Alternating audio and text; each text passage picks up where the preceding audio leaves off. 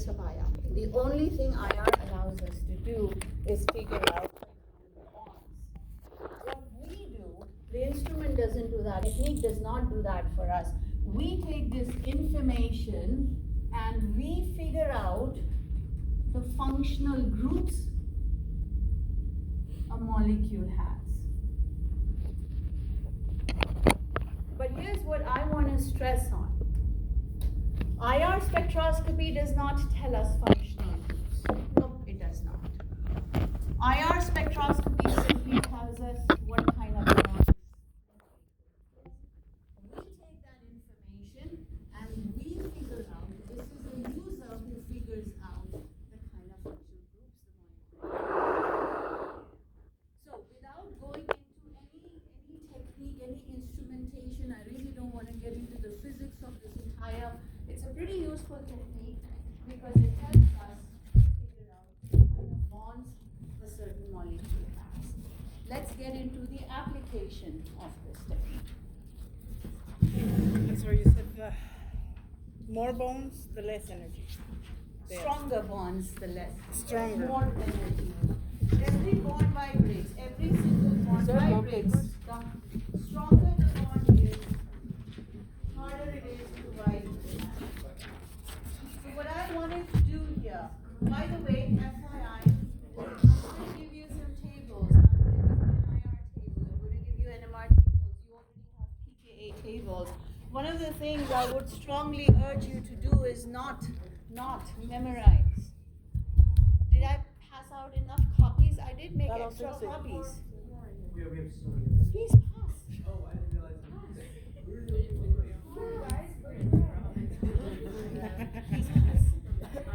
Over there too. Okay. Please hear me out here because this is important. Please don't focus on memorizing. Focus on using the information over and over again so you see this signal and you automatically know, yep, there's a ketone. Or yep, there's a CO single bond or an OH bond. Without looking at the table, get to that point because third quarter, end of 263, you all take an ACS exam where you're not allowed to have tables. You're not allowed to have anything. That's crazy. So, no, that's not crazy, that's required. Because we need to go. So, the point I'm trying to make is, use the table for now, but don't use it as a crutch. Get to a point where you don't need it anymore. That's more important. So, that's the reason why I want to show you some things. Before we give you the actual table, I want to show you what are the ranges we are helpful to us. So, when it comes to IR spectroscopy, I hate how that light shines on the. Do you guys see that? Is that better? Yes? Yeah. Let's see. I'm going to start writing. So here's how the IR spectrum looks like, and I will see a lot of examples. The x-axis is kind of a graph, but we don't call it a graph. By the way, the output of spectroscopy, what comes out of it, is a spectrum. That's a singular. Any guesses what's the plural of spectrum? Spectra. Spectra is the plural. So let's not call these graphs. It's like calling an aeroplane a machine. Yes, it's a machine, but that's too generic a term for that piece of machinery. So yeah, this is a graph, but let's not call it a graph. It is a spectrum. The x-axis is something called centimeter inverse units. This is wave number, not wavelength, it's wave number. The units are centimeter inverse. What does wave number mean? Wave number means, and please go back to your Gen Chem and tell me if this sounds familiar. Wave number basically means the number of waves that cross a point in a given amount of time. Is there another word for it that you might be more familiar with from Gen Chem? The number of waves that pass through a given point in a given amount of time. Louder?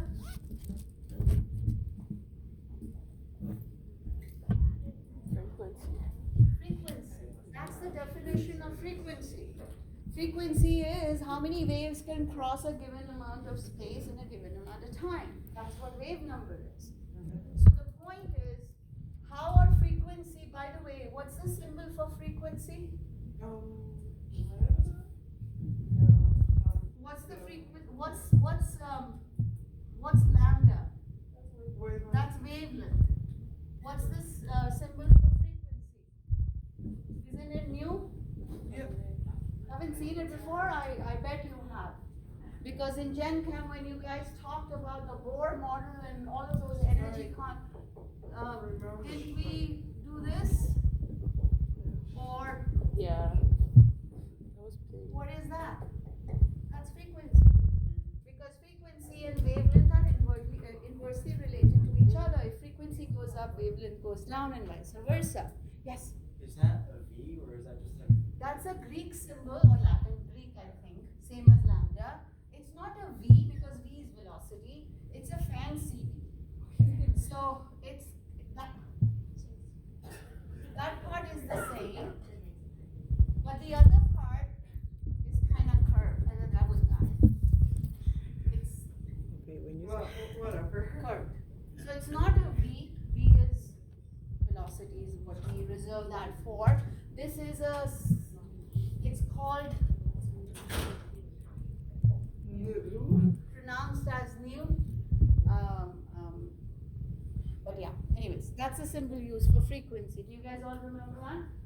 Now, if frequency goes up, wavelength goes down, frequency goes down, wavelength. They are inversely, basically, there's an inverse relationship between the frequency and wavelength of energy. So the point is, in the IR spectrum, we are measuring frequency, but we are not calling it frequency, it's called wave number. It's the same thing. I don't know the answer to that question. That's a great question which I never even questioned. I'm so institutionalized. But what's the relationship between frequency and energy? How are energy and frequency related to each other? Exactly.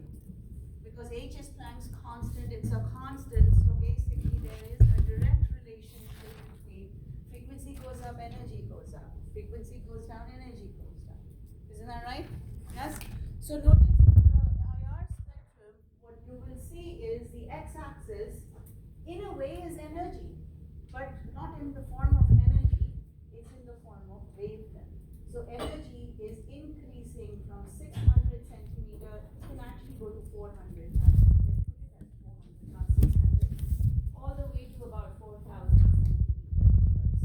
And that's the range of the IR frequencies in the electromagnetic spectrum. The y-axis can be one of two things. It can either be the amount of energy absorbed, so absorbance, how much is being absorbed, or it can also be, in some cases, how much is transmitted, because remember, anything that's excited must come down. Anytime a molecule absorbs energy, goes to an excited state, what happens after that? It relaxes. That amount of energy that was absorbed is now transmitted out. It's given out.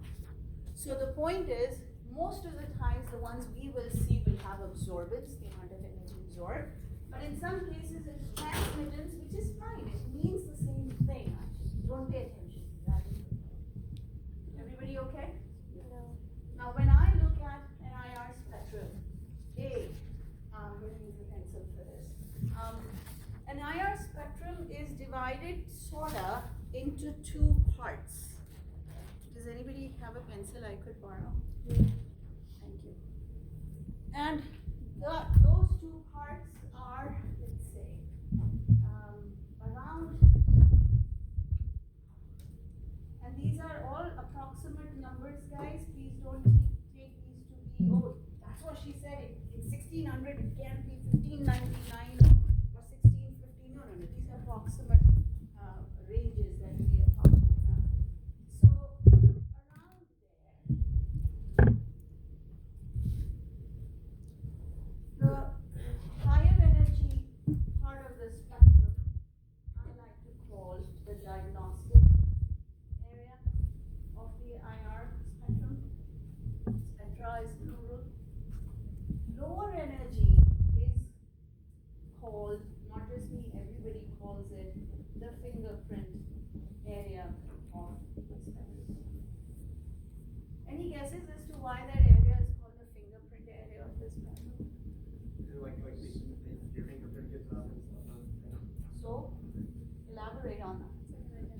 Exactly. Everybody, no matter what, has different fingerprints and very unique fingerprints. Even if we belong to the same family, we have different fingerprints. Similarly, here also, you will notice that even if compounds belong to the same family, they have different patterns in the fingerprint area. But they will have some commonalities, but the net fingerprint area will be different. So that's why that area is called fingerprint area. Now, in my opinion, fingerprint area is the least useful part of the spectrum. The most useful part of the spectrum is the diagnostic area. When I read an IR spectrum, when you go to the doctor, what do you tell them, you know what, here are my symptoms. What does the doctor do? They look at your symptoms, they diagnose the problem first, then look at the rest. Similarly, when we look at IR spectrum, we go to the diagnostic area first, and then go to the fingerprint for confirmation only. So when I read an IR spectrum, I start from this end and I work my way to the right. It can be very confusing if you start here because there are so many signals, typically speaking. This area has lots of signals, so it can get really, really confusing. That's why it's better to start with the diagnostic area because that's more typical of what we need to see. Then go here to confirm if needed. How would we start? Like, I'll give you examples. We'll look at many examples today. So, here are some ranges, typical ranges for different kinds of bonds. Remember, IR tells us bonds, only bonds. Okay, so starting from 4,000, I'm going to work my way to 400 centimeter inverse. The strongest bonds, or the bonds that absorb the highest amount of energy in IR, let's see, I'm going to call this 3,500 centimeter inverse. In the 35 to 4,000 range are the most polar bonds, OH and NH. Those bonds give us signals in that range. Now, guys, if I say 35, can it be 34? Sure. Remember, these are approximate numbers. Now, something very cool about OH, which you will see when we look at examples. OH signals are broad. And again, what does that mean? We will look at examples. And strong. What does that mean? Once again, I will explain the examples. Let's write these ranges down first. NH signals, though, are not broad and they are medium to weak. M is medium, strong is S, okay, fine. S is strong, M is medium, W is weak. And weak again. I'll show you examples of all of this. We good, everybody? Okay. Next comes around 33 to 3,500.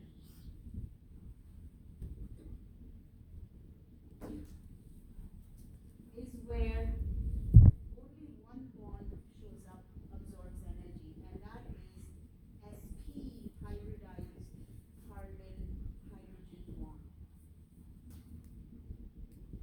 Meaning the terminal alkyne, an alkyne at the end of the chain that has a hydrogen on that end carbon, that bond vibrates in that energy range, absorbs in that energy.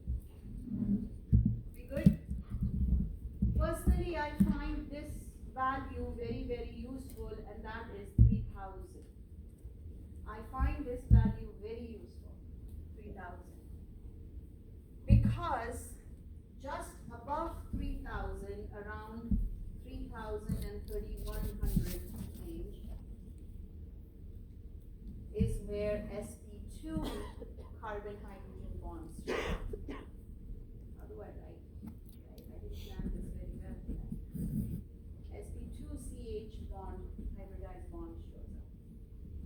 And just south of 3,000, meaning 2,900 to 3,000,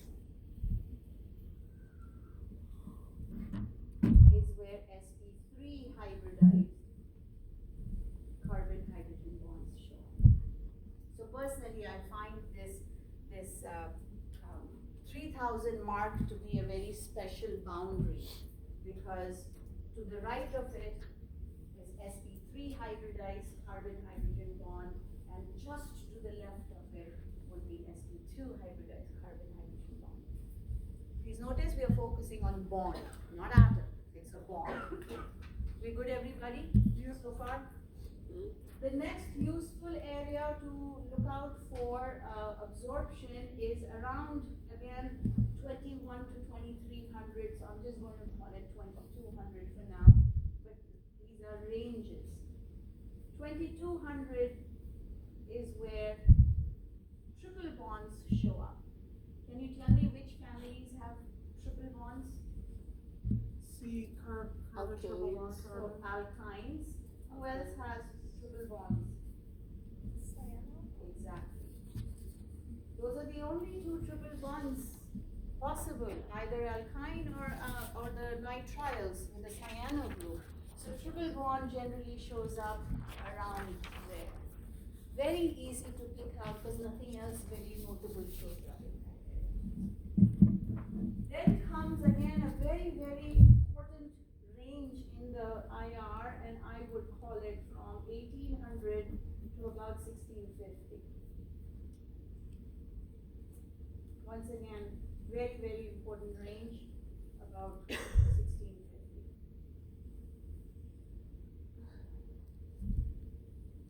Because this is where carbon-oxygen double bonds show up. Which families have carbon-oxygen double bonds?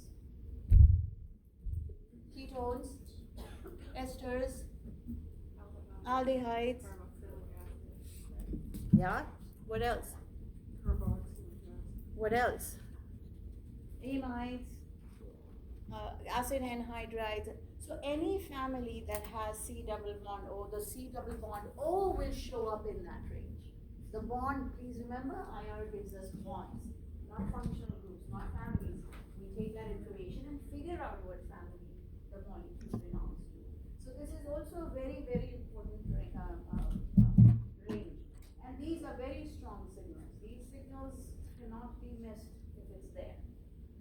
Oh, I didn't, I should have done that. These are kind of medium. The triple bonds are mediums. In the fingerprint area, in my opinion, there are only a couple of things I look for, to be honest. And remember, that's only if I'm trying to confirm something, because diagnostic region tells us what to look for, and then we go to the fingerprint area to confirm what we are looking for. So if it were fingerprint area, I focus on a couple of things. One is between 1650 and maybe 1500 or even 1450 with benzene. I'm just going to say that for now. This area is where carbon-carbon double bond shows up. So if a molecule is supposed to have carbon-carbon double bond, whether it's an alkene or benzene or so on and so forth, we will see some signals here. These are generally medium intensity. They are not strong, but they're not weak either. They're medium intensity. The other one that I look for, again, to confirm, if there is need to confirm, then I look for it, and that's around I would say 1200 to 1350-ish. So let's call this 1350 and 1200. In this zone is where I would find a carbon-oxygen single bond, and that's generally speaking a strong signal. So if there's supposed to be a carbon-oxygen single bond, we would find it there. And then here, around 650 to about 850 or 800, something like that. These are where we see different signals, patterns for different benzene, different substituted benzenes. And I'll give you examples of what I mean by that. Now there's one that I have left out here for, there's one that I have left out which is also very useful, and that is very specifically for, what functional group is this, guys? Aldehyde. Louder? Aldehyde. That's an aldehyde. So, whatever R is, who cares? This family, this functional group, we all agree should show us a C double bond O signal because it has a C double bond O bond, right? What other signals should it show us? It should show us the CH, right? Yeah. Now this CH of an aldehyde is very special. It's very unique. It is not the sp2CH. It's not. It's actually a very specific, very special, very unique bond that shows us two signals. It gives us what we call a doublet. Doublet means two signals. It will always give us a doublet. And these two signals, one of them will be in the range of 2900 to 2800 centimeter inverse. And the second one will be in the range of 2800 to 2700 centimeters. This is the only bond, the aldehyde CH bond, that gives us two signals. One in the first range, the other in the second range. So it's very characteristic that you see C double bond O and you see that, then we can safely confirm, oh, there's an aldehyde here. But you see C double bond O, but you don't see that, then you can say, oh, it can't be an aldehyde. Maybe it's a ketone. Does that make sense, everybody? So far? Okay, so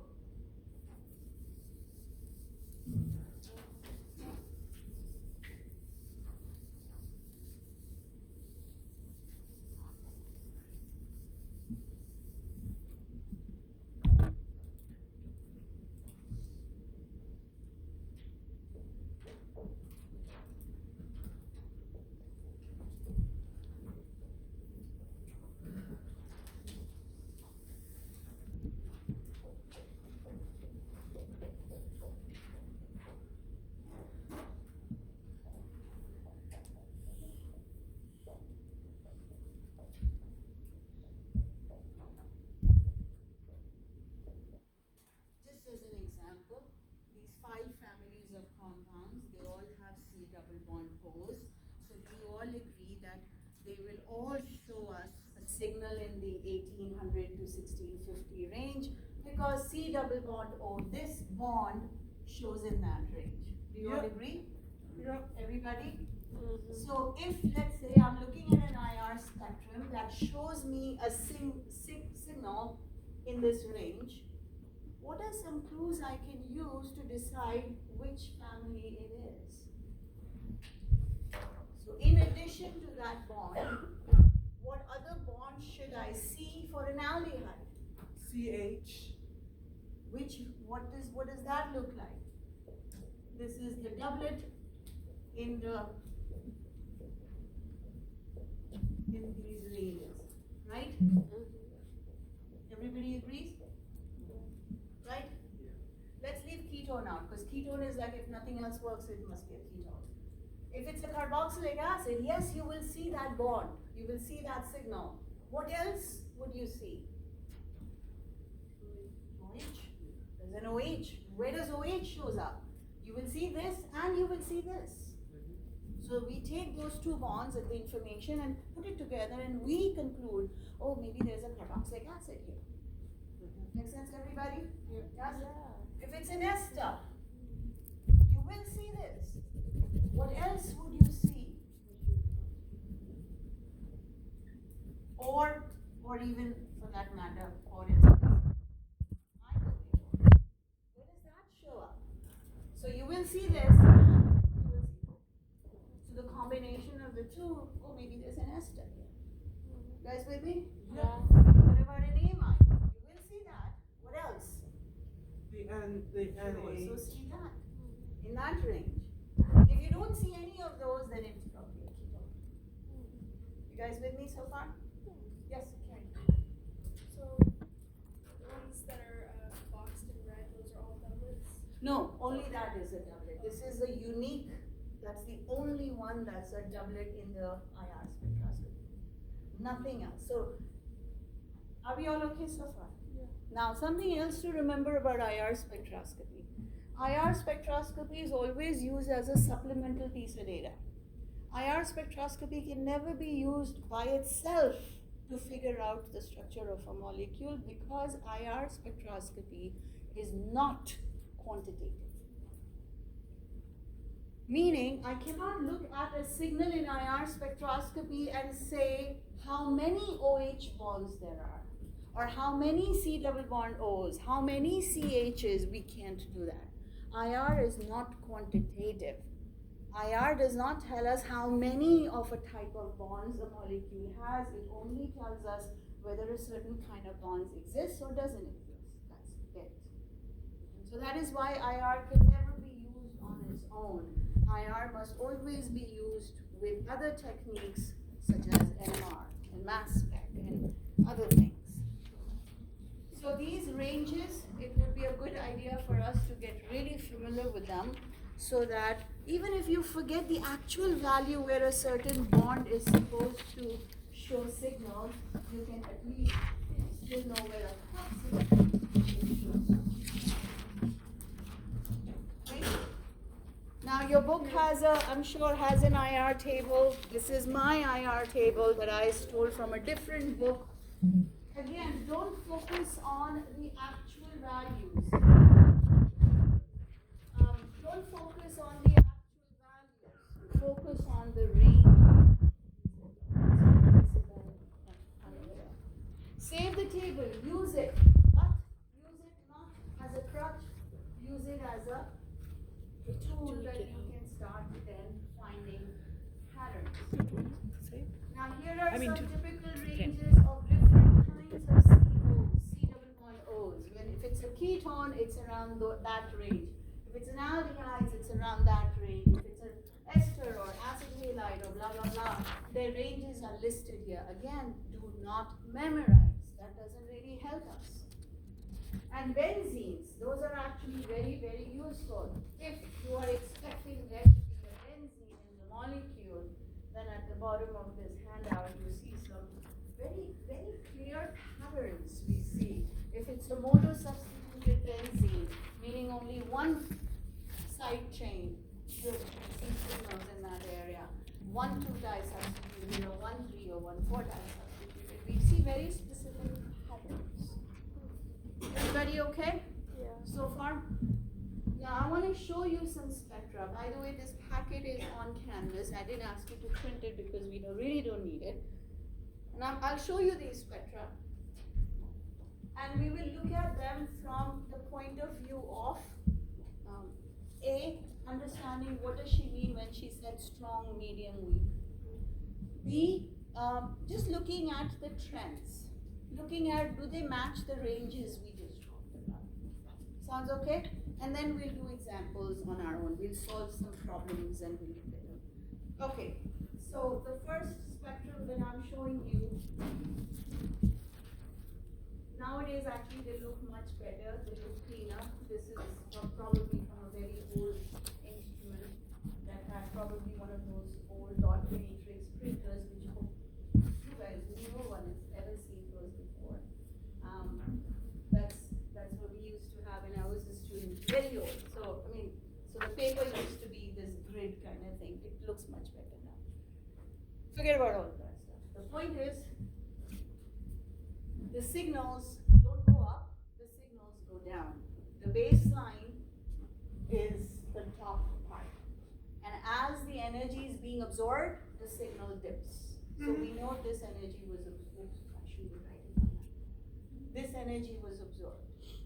And then no energy absorbed, no energy absorbed, then energy absorbed, so on and so forth. So we don't call these peaks because they're not going up.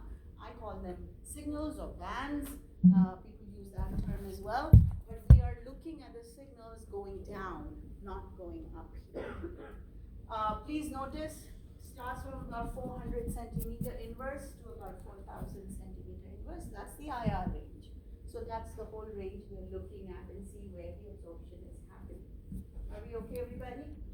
Now, one very important thing. Never, ever, ever try to understand every single signal in the IR. Won't work. Because there's so many different kinds of bond vibrations, there are different kinds of stretches, there are different kinds of bends that sometimes, this is actually very clean. Mostly they're not clean like this, and we'll look at those also. But the point is, do not use an IR spectrum to identify every signal you see, because that's unnecessary. Now this spectrum, oh wow, really bad quality of the projector. When I zoom in, it, okay. Is there a way to focus it? How do I do that?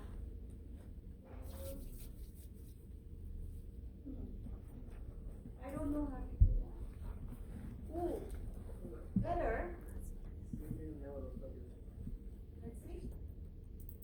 No? Not really, right? That's a menu. Oh, that? Oh, perfect. Yay. Now I learned something today. Okay, cool. So can you see what kind of compound it is? Are you able to see this? CH. So it is an alkane, right? Yep. What kind of bonds does an alkane have? What kind of bonds does an alkane have? Single CC, single bond. What kind of C though? It's got to be careful. Is it sp3, sp2, sp? sp3 sp3 hybridized. C bonds, which is the least important IR signal of all, because almost all compounds will have those. Almost. What other kinds of bonds do an alkane have? Does an alkane have? Again, what kind of C? sp3. So this bond we never look for, because it's again the least useful bond to look for. But this bond is actually useful. Where does that bond show up in IR? sp3CH. Where should we see the absorption for that? 2900 to 3000. 2900 to 3000 centimeter inverse right here. And is it 1 or 2 or 3? I don't know.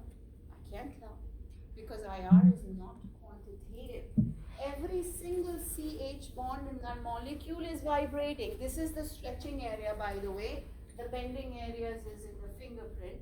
But the point is, every single CH bond is vibrating at the same time. So all of those absorptions are together. There is no way for us to tell how many CH bonds there are. In IR, we can't do that. All we can say, there are sp3CH bonds, that's it. What about the other signals? Probably carbon-carbon signals, but who cares? Now, I would not read all of this stuff, because it is way more information than what we need at this level. These spectra, by the way, are stolen from my grad school spectroscopy textbook that I have. I still actually have it. So there's more data here than we need. All we need for now is, yep, I see, because notice 3,000, 2,900, there are absorptions in that range, indicating that there is an sp3CH. That's it. Okay, let's do something more interesting, because that's so boring. Okay. Here is, oh, that's also an alkene. Alkenes are both.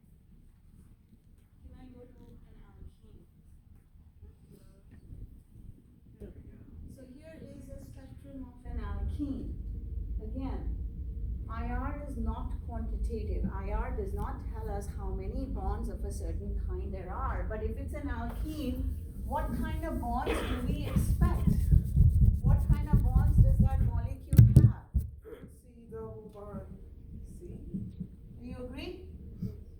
What other kind of bonds does that molecule have? You guys can see the molecule, right? Yeah. What other kind of bonds does that molecule have? sp2 hybridized carbons. That's an atom, bond, not atom. IR does not give us atoms. IR gives us bonds. Okay. So sp2 carbon what? Attached to what? What other kind of bonds does that molecule seem to have? The molecule is right there on the screen. Exactly. It also has sp3 hybridized carbon hydrogen bond. Isn't that right? Yeah. Of course, sp3 carbon bonds are the least useful, so I'm not even going to list it. Where do we expect this to show up? Double bond. Louder? 15 to 16. Right? So 15 to 1650 centimeter inverse. Do you all agree? Yeah. Where do we expect this to show up? It's just north of 3000. 3000 to 3100 centimeter inverse. Where do we expect this bond to absorb? 29 to 3000. Absolutely. Do you all agree? Yeah. Okay, so please notice in the spectrum. Nothing else we need to pay attention to except for those. So please notice right there. Here is 3000. Here is 3100. Right there is an absorption medium, not very strong, but still pretty discernible. Which bond do you think that is indicating to? sp2ch. It doesn't tell us how many. It just says, yep, we have that bond. Agreed? Yeah. And then you look at this bunch of stuff between 3000 and 29 is right there, I think, somewhere there is 29. Which bond is these signals indicating? And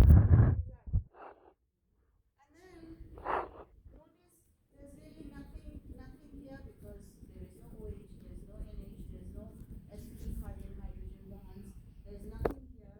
And then see this guy right here. So this is about 18, no, this is 1700. This is 1600.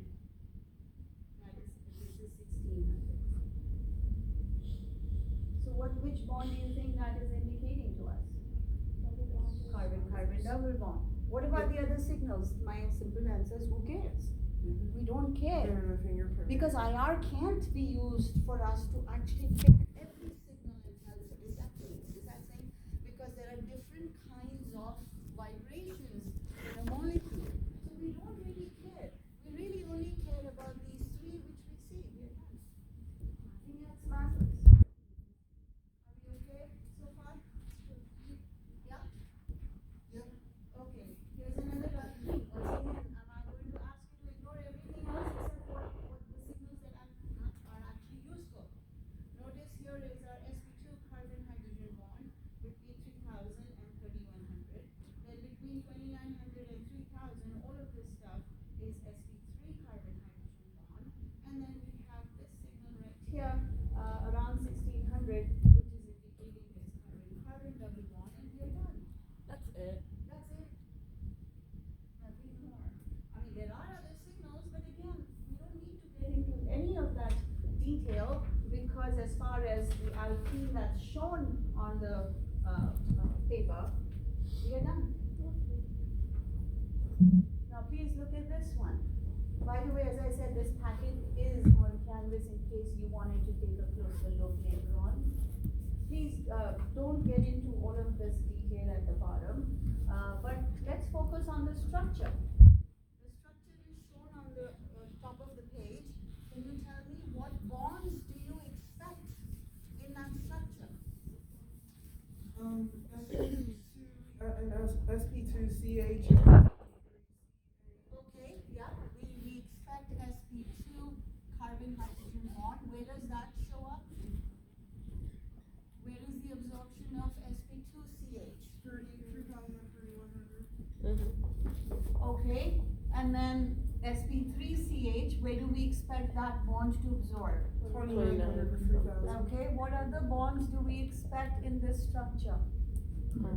Carbon-carbon double bond. Benzene is carbon-carbon double bond. If you C double remember, bond C. when you do this, it really means, isn't that right? Yeah. Yep. So we should see carbon-carbon double bonds. So then resonance doesn't show. Doesn't. Resonance, there are some cases where it affects energy. Maybe I'll talk about it later on. But in terms of carbon-carbon, no, it doesn't. You still see it. Of course, you'll see multiple for benzene as opposed to alkenes. You'll see multiple signals, but that's a different level of detail. Where do we expect this to show up? 1450 or something to about 1650 in that range, we should see signals. It could be one or multiple. But there's something very special about this. It is also a dye-substituted benzene. You guys agree? What does that mean, dye-substituted benzene? Anybody? There's Two. mouthfuls on There are two substituents. There are two branches. yeah, there are Right? two Yeah. branches on And the what's the benzene. relative position? 1, 2? Yep, one, 1, 2? Yeah. So if you look at that handout I gave you, the table on the back of the page, where is mine? Do you see on this page? Do you see that Yeah. since it's a dye substituted 2, we should see a strong signal in that range as Yeah. well. What is it, 740 to 770? So we should also see a strong signal in the range of 740 to 770 centimeters. Right? Agree? So these are what we expect. Let's see if we see those. All the others we don't care about. Okay, once again, please look very carefully. Maybe I'll zoom in a little bit so we can focus right there. This is 3000 right here is 3000. That is 2900 because the numbers are way too small to see. And then that is 3100. So do you see these signals right here? Yeah. Which bond are they referring to? And ST2CH.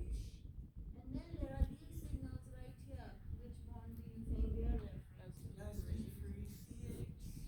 And then we go, excuse me, I'm going to ignore these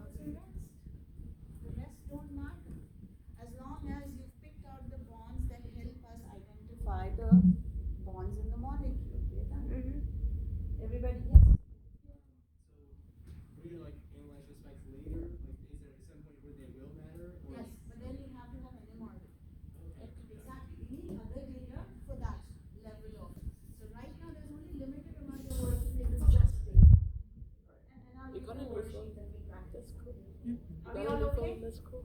Now guys, That's the old one. one of Oh, the really? bonds that is extremely characteristic is OH. Because OH comes around 3,500 centimeter inverse range and it is broad. That's a broad signal relative to the others. By the way, I personally think a little bit of impurities are coming in here, and I have no idea what this is, but the point is when signals are not as well resolved like that, it sometimes suggests impurities in the mixture. But the point I want to make here with this example is signal A. Guys, do you see how broad it is? Yeah. It's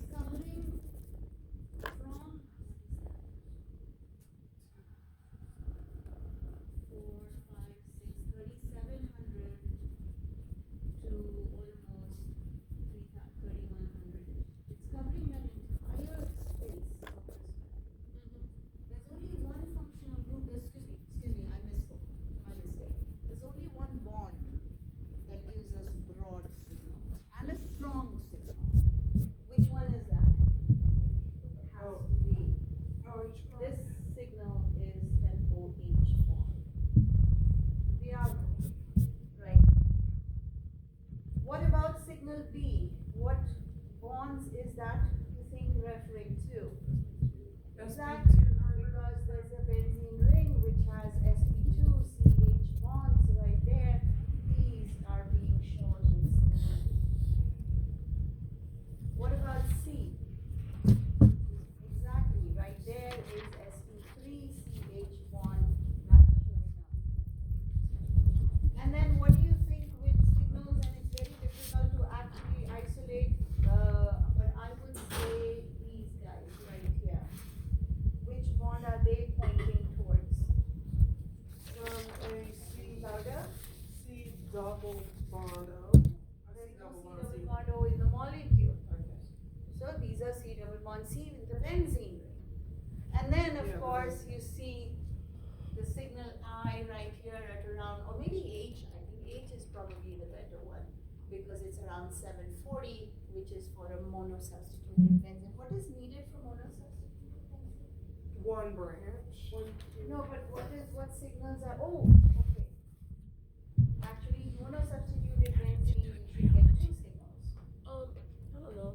I was praying and that we I are could seeing both. Yep. So that's suggesting that the benzene has he only doesn't one. like go in depth like That's all we are doing with IR. We're not doing anything else with IR. Are you guys seeing it?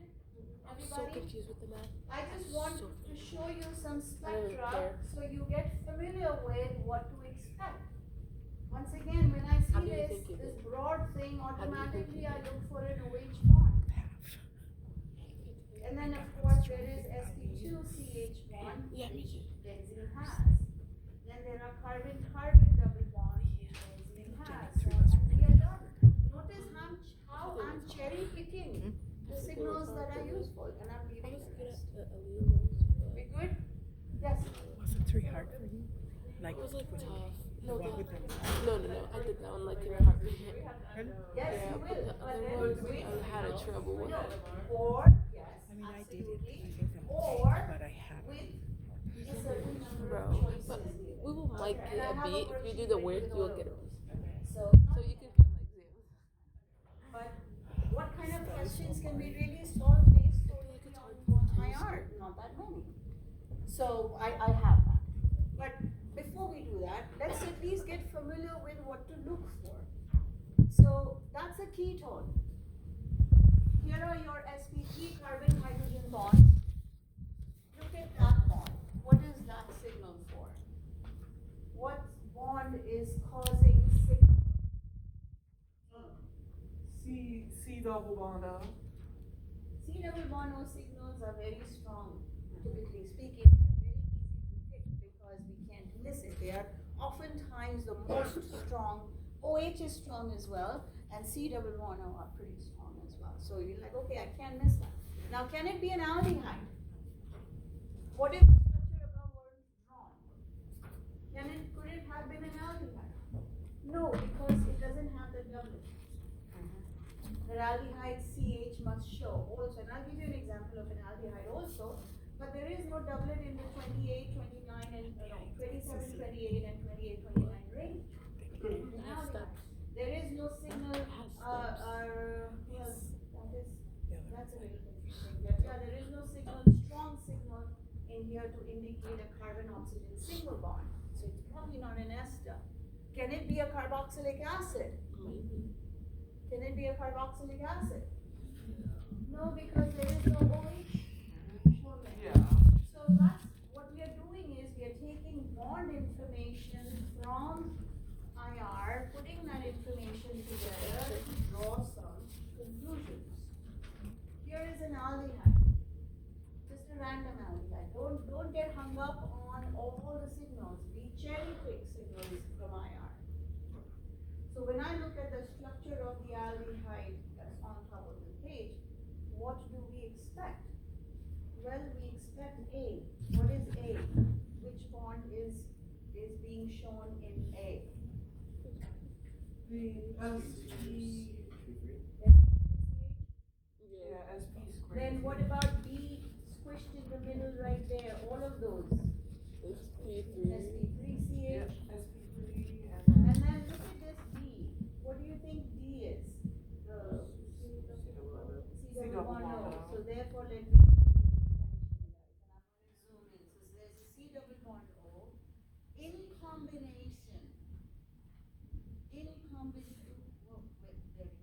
In combination with this signal, which is sitting just, by the way, this line, where can I draw? This point is 2700, and this point is 2900. So of course, in the middle is 2800, right? Can you guys see Yeah. that? So there would be a doublet there. So what is this? This is between 27 and 2800. Yep. And then right next to it, there is a signal right here, which is between 28 and 29. So that is the doublet. Exactly. These two signals is the aldehyde doublet that we talked about. So once again, we are combining two things here. We are taking the C double bond O that we clearly see, and we are taking the two signals here in the appropriate range we expect it to be. So together, it must be an aldehyde. Everybody sees that? Yeah. Okay, everything else we've already seen. So let's go to something different. That's a ketone. We've already seen it. Oh, yes.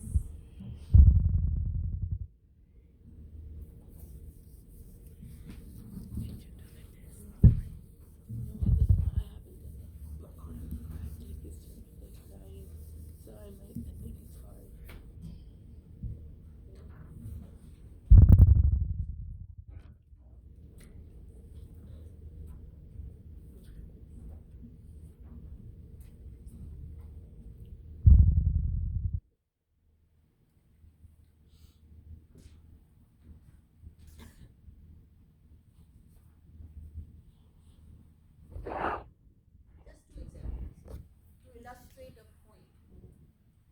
When it comes to OH, as I said, OH is the only bond in the IR that is broad because of hydrogen bonding. It has to do with intramolecular hydrogen bonding.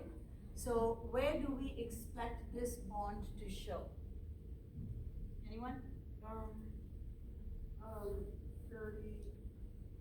3,300 plus. Right? So, and it's broad. So when it shows, it will be strong and it will be broad. Right? Agreed? And of course, you will see a ketone as well. Everybody okay? Yeah. But when it comes to a carboxylic acid, which also has an OH, it is strong, it is broad.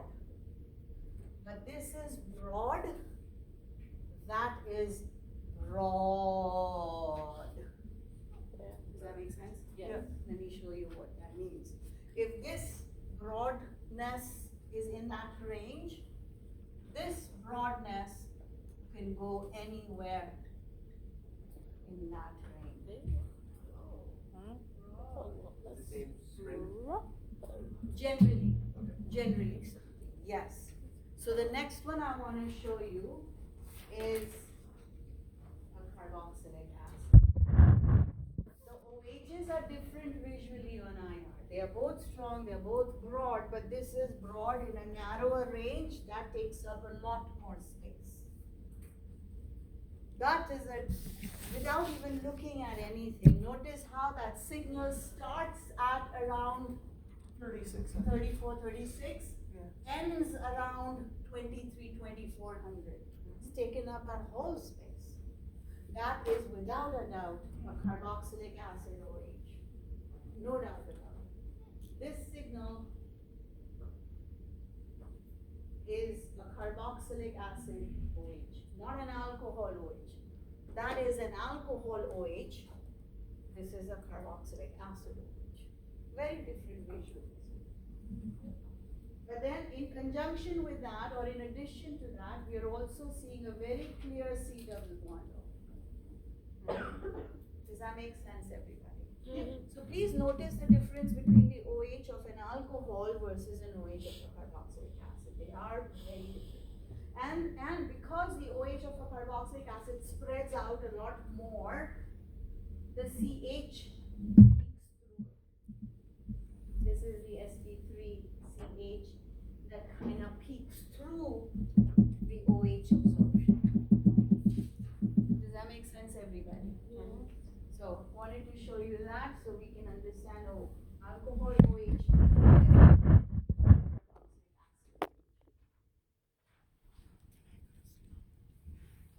Any questions so far? I think there is there.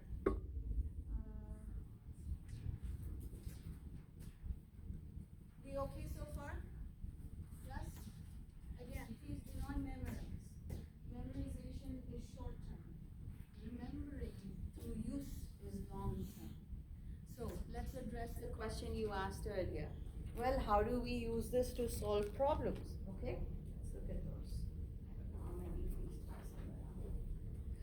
There's only limited stuff we can do with IR alone because IR is not quantitative. IR has only certain very specific purposes it can be used for.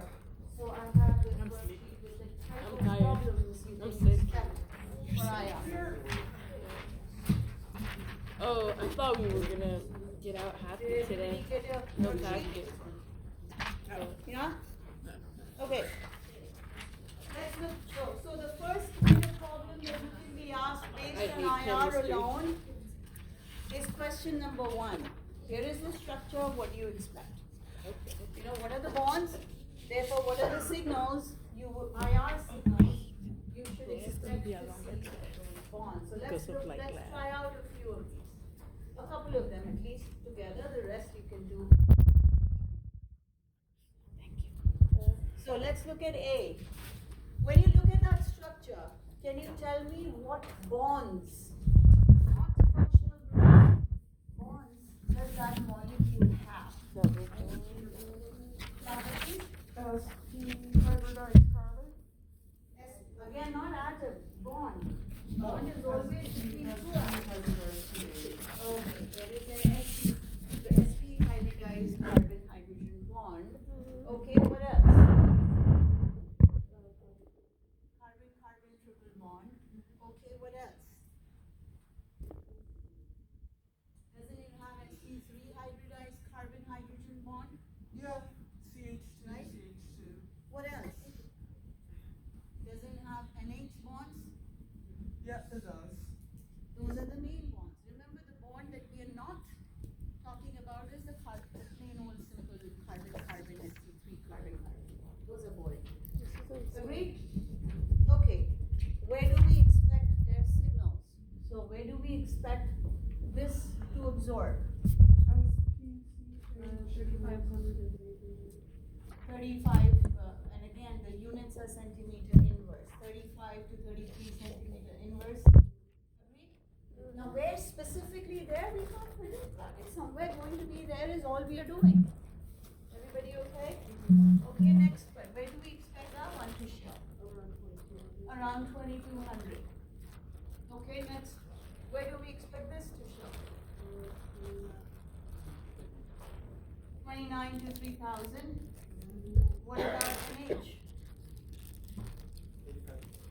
Around 35 to 36 or something in that range? Yeah. We are only giving approximate ranges. We can't give exact values. We can't really do that. The instrument does that. Are we good? That's it. Nothing more. Everybody okay? Let's look at the second one.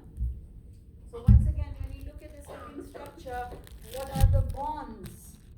Bonds in that structure that we should focus on. Carbon, oxygen, double bond, yeah, absolutely. Double bond, What else? bonded to an OH. So there's a carboxylic acid group, right? Yeah. Okay, what are the bonds in this molecule?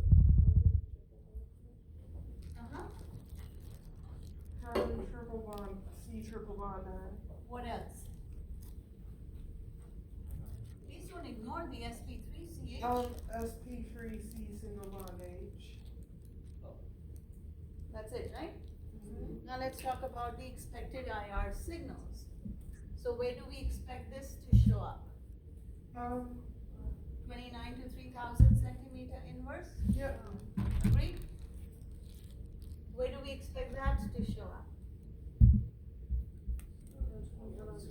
Around 21 to 2200 2300 centimeter inverse? Okay, perfect.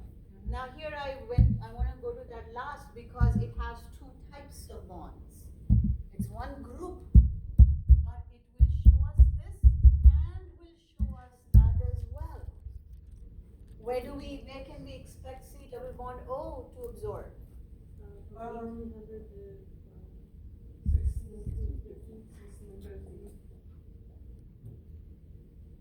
And then where do we expect the OH of a carboxylic acid to show up? It's not just broad, it is broad. Carboxylic acid OH is not an alcohol OH. So this can be anywhere from 35 to 2500 centimeter inverse even. Really broad, really stretched out. That's it. You can't do any more with that. We good? Everybody? Does that make sense? Do we want to do one more or we got it? One more? Okay, let's do the, which one? Do you have a preference? Okay, I like letter E. Let's just do E. I like E. Why don't we list the different bonds first? Because then it's easier to just record their absorptions or expected absorptions. So what are the different kinds of bonds E has? C double bond O. There is C double bond O, which is part of an aldehyde, right? Yep. So I'm just going to put it together so we can look at them together because there are two different bonds there. Okay, what else? OH. There is an OH. Is it a carboxylic acid OH or an alcohol OH? Alcohol. Okay, Alcohol. next, what else? Say that again. Okay, good, we do. But before that, would it be okay if we, again, start from left going right? So there is sp2ch, right? And there is C to the 1C. And 1,3-di substituted benzene. Yep. Did we miss any? Do you all agree? Okay. Where does this show up? C double bond O. 1650 to 1800. 1650 to 1800. It's generally in 1710 range, but that's fine. Aldehydes are generally 1750 and 1720. Where do we expect this to be? OH. 3300 plus. So let's be more specific than that. 230, maybe 600. Yeah, for Meaning, we're telling the reader that it's not as broad as the carboxylic acid, which is great. Okay, good. Where does that come? 3,000.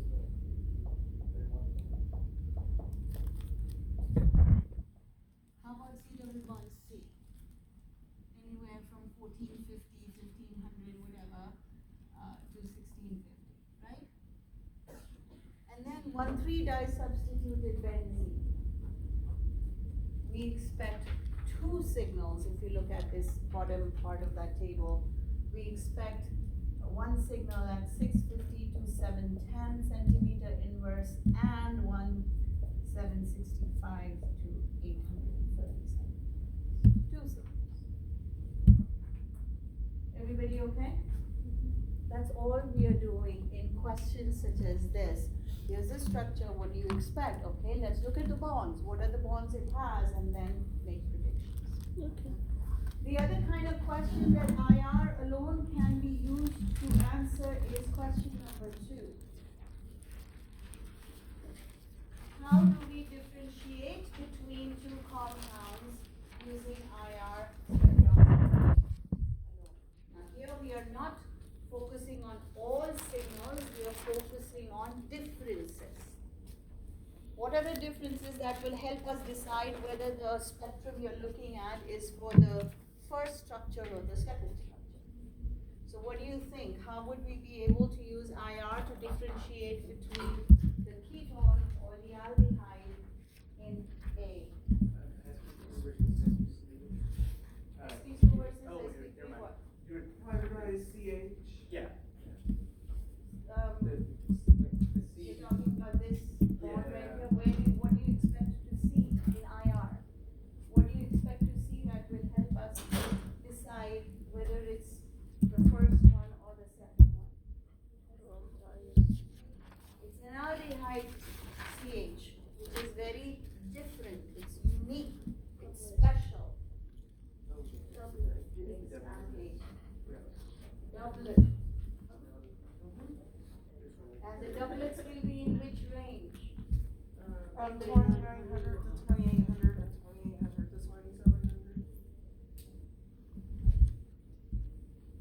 If you see those doublets, then you know it's an aldehyde. If you don't see that doublet, then it must have been the ketone. That's the only difference if you think. Everything else is pretty similar. Agreed? So here we are focusing on differences. Okay, what about the next one? How do we differentiate between these? They are both alkynes. One is a terminal alkyne, meaning at the end of the chain, and the other is an internal alkyne, meaning in the middle of the chain. How would we be able to differentiate between the two using IR? As one on the left So is what do you expect to sp3. see in IR? Later on. Where do you expect to see that bond?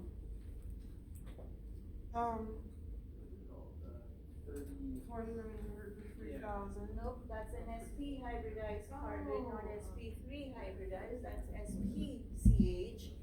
Around 33, 3400, 32, 33, 3400 centimeter inverse. But that guy will not have that signal because the bond doesn't exist. Everything else will be the same. Are you guys seeing that? Everyone?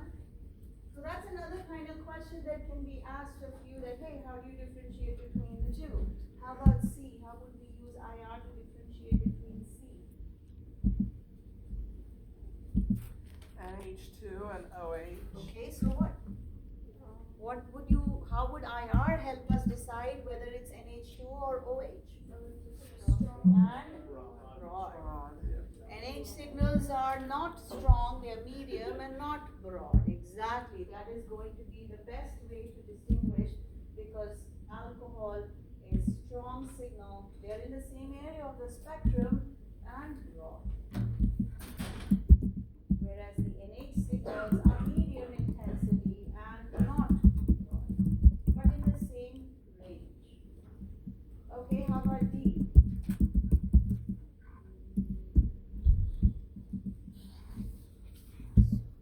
How can IR help us distinguish between those two compounds? Louder? I can't hear you. Ketone, there's no ketone though. It's a C. I'm so tired. Guys, what's this functional group? I'm just relying on that. What does CHO I'm relying on mean? you. What Yes, functional I group know. is CHO? CHO. Is it an alcohol? Aldehyde? Aldehyde? Aldehyde? It's gonna be carbon a lot. If there's one carbon, this is something we need to get good at recognizing. How many bonds does carbon want to make? 4. So if it's making 1 to R, 1 to H, 1 to O, where is the fourth bond? In the What is that? Aldehyde. Right? It's an aldehyde. What is this? What functional group is CO2H? Again, sorry. Again, yeah, so let's figure it out how. Because carbon wants to make 4 bonds. So, is it this? Does that make sense? No. Because oxygen also wants to make 2 bonds. This doesn't work for it. Okay, so then where is the 4th bond?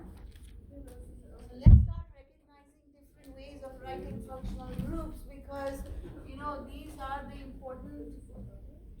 What is that? What functional group is that? Keep. No. O2. carbox. Is it carboxyl? You can't because there's a hydrogen. Exactly, it's an ester. The Ester. carbon here is connected to Oh, yeah. OR. Oh, I don't see So that. there's a fourth RCOR one. is like Well, how is that an ester? Because that's Yeah. what the definition of an ester is. Isn't an ester is like? Ether. Oh my god! Sorry, my bad. I know, I get this confused. Anyways, coming back, guys, how do we differentiate between the two in part D? Ether and ester. Yeah, I get it. Okay, so the carboxylic acid one will show us. Guys, can we do this together? And when you are conversing amongst yourselves, which is fine, except please don't let it interfere in other people's work. So yeah, we'll see a broad, right? Yep. A really broad 36 to 2500 centimeter inverse. What about here? Won't we see the OH? I mean, there's an OH there too. What's the difference between those two OHs? The 3,300 to 3,600. So that's an alcohol OH. That's a carboxylic acid OH. Not the same thing. So this is broad, but not as broad. It might just go to 3,300 or so. So less broad than the other one. Okay, what else? There's one more very important difference between the two structures which must be noted. Exactly. The aldehyde doublet. What about the dye substitution? Will we see Say that? that one more time. Dye substituted, is it? But it's not a benzene ring. Oh, you're right, okay. Right, It's that's it's specifically yeah. for benzene rings only. It's a cyclopentane. Makes sense, yeah.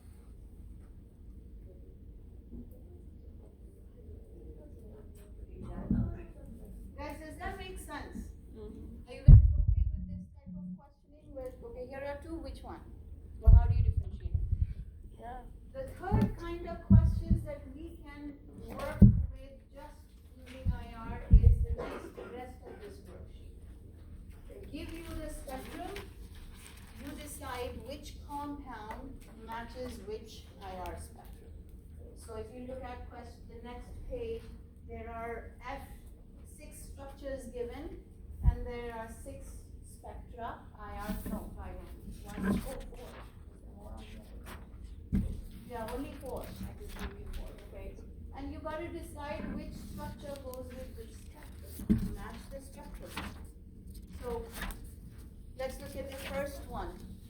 That's kind of more like what you will see in lab. Our spectrum. So it's a process of elimination, really, to see okay which structure matches with which spectrum. What do you guys think? Which of those 6 structures will go with this spectrum? So what does that signal tell us? I'm reading left to right. SP2, SP2CH. Which of those structures have that characteristic? C. Yep. What else? That's it? I think it's a radiator. Doesn't B have that too? Oh, yeah. Benzene. Benzene is sp2 carbons on the ring that have these hydrogens on them. So, isn't that right? Yeah. What about that? Right? So, do you all agree that it's either B or C? Yes? Okay. Let's go further and see, okay, what bonds are being shown here? sp3 sp3 hybridized CH. Does that work for B? Does B have sp3CH bonds? Isn't there a methyl group at the end? Oh, yeah, there it is. Isn't that sp3 hybrid? Yeah. Yep, that's an sp3 hybridized. Does that work for C? Yeah. Yes. Doesn't that have sp3 hybridized carbons in the middle? Yeah. Right? Okay, so that works for both of them. Okay, so let's go further. What about this guy? So that's 1500, 1600, 1700. C double bond O. It is C double bond O. So which structure is it, B or C? B. So notice we are matching the structure to the spectrum by looking at what you can see. Are we all okay? Yeah. So what about the next spectrum? Please, you guys go ahead, look at the next spectrum, tell me which of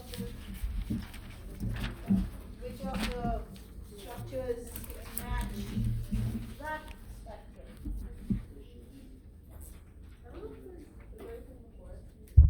So it's more of a process of elimination, looking at the choices, which structure would work. Any guesses?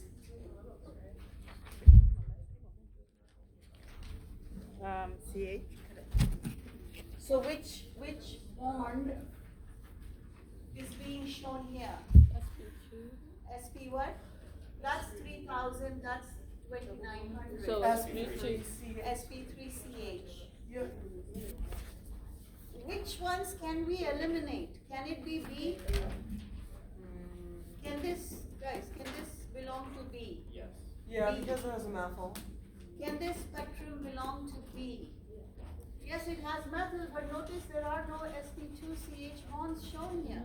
Yep. So can it be B? No. Can it be C? Yeah. But there are no sp2CH bonds shown here.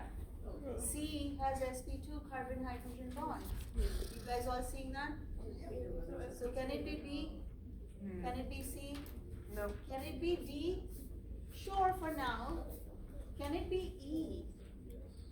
Can this spectrum belong to E? No. E has an alcohol. OH.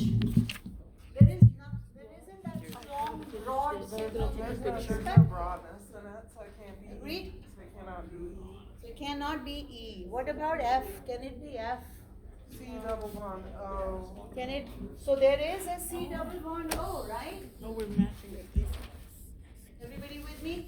Yep. C double bond O. So can it be F? No. Why not? We don't have any sp2. We don't have any sp2 what? Carbon hydrogen.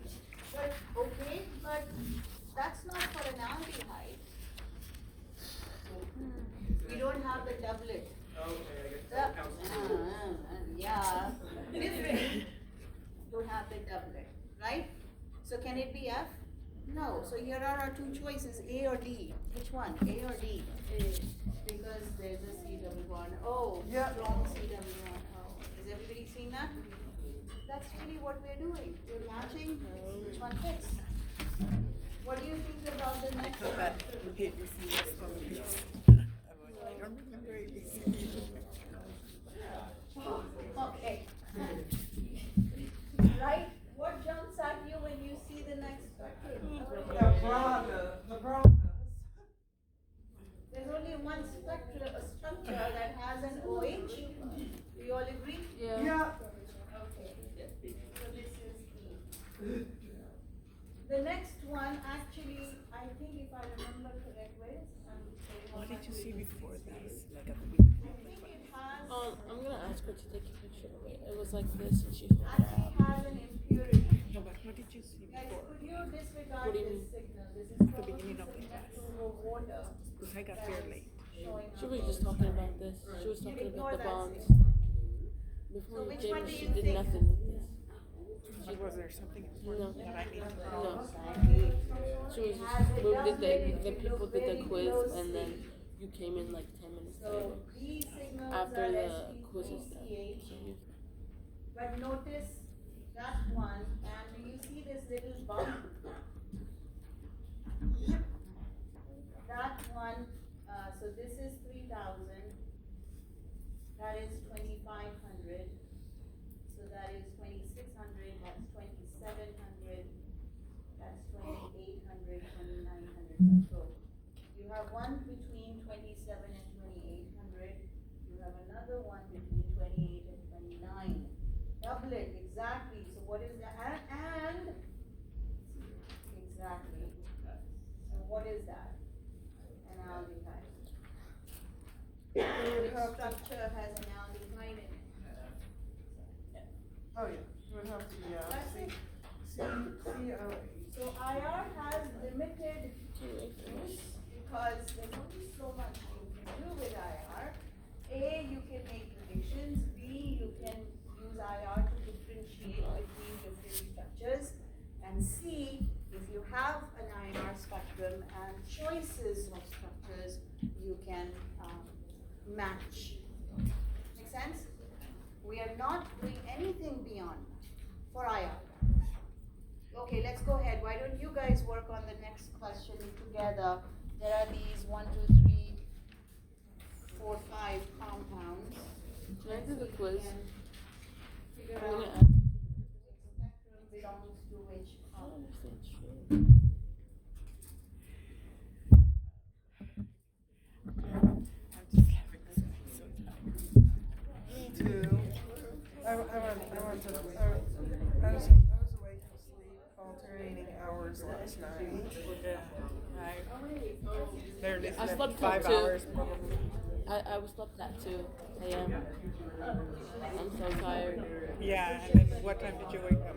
I woke up at 7. Same. I went to bed at 9:45 and woke up at 7.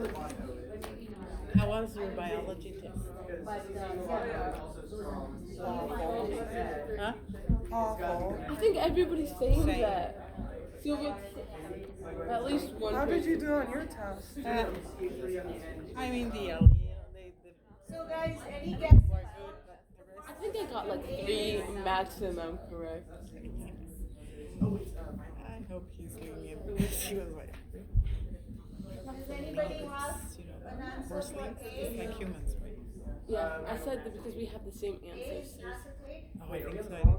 Oh, are we on the wrong page? Oh, I'm using the wrong sheet. This. Oh. No, maybe I actually said it's We have the wrong one. We have the wrong one. Halopathy, where they no, it's like halopathy, where they look similar, but they're Homoplasy? yeah, homoplasy. They look similar, but they have a different common ancestor. Because horses and humans, I don't think they have a common ancestor, but they look similar. But Guys, they, spectrum A, what do you Does guys that make think? sense? I have a call for one. that's what I said. I don't know. if it's right. But homoplasy, there's no distance. Yeah, Yes? but they look similar. They do, but there's no distance. Yeah, they're common ancestor. But horses and Human, I don't think humans. yeah, we do. With everybody. Yep. And then there is a C610. Tell me if not. I'm pretty sure he said with everybody. Is everybody in agreement? Yeah. I love it when I'm only talking to just a couple of you in the room and not the rest. Do you all agree that that's vinyl acetate? Everyone okay? Yeah. Okay, what about the next?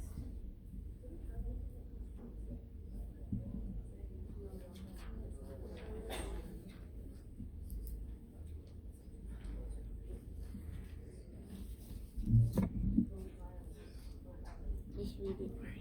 It doesn't really say specifically, but they said like it's basically summarized they have the same characteristics as humans, but they're not like humans. Does that make sense? No, this is not that. Bro, I'm confused. I'm not expecting us to know. Don't even worry about it. I'm getting This is basically the isocyanate, cyano, and. No, where did it say that? Yeah, it is, but yeah, we can. But it doesn't say about commitment. I think she's gonna use it like a full 4 hours.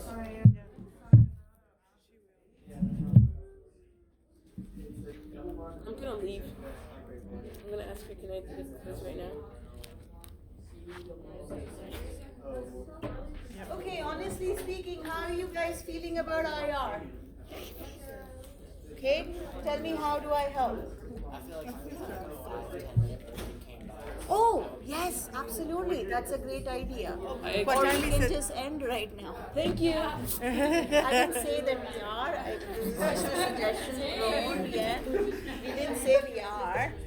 I just want to make sure first, how is this feeling so far, the IR? A, if I'm giving you a structure, you look at the bonds, can you predict? I'm like Right? at 5. Yes, of course. And that's good I practice. just need a few B, minutes and look at the table. if there are two structures, can you look at the differences between them and relate it to IR? C, here are 3 spectra and 5 compounds. Can you match? Yeah. That's pretty much all we can do with IR at this level.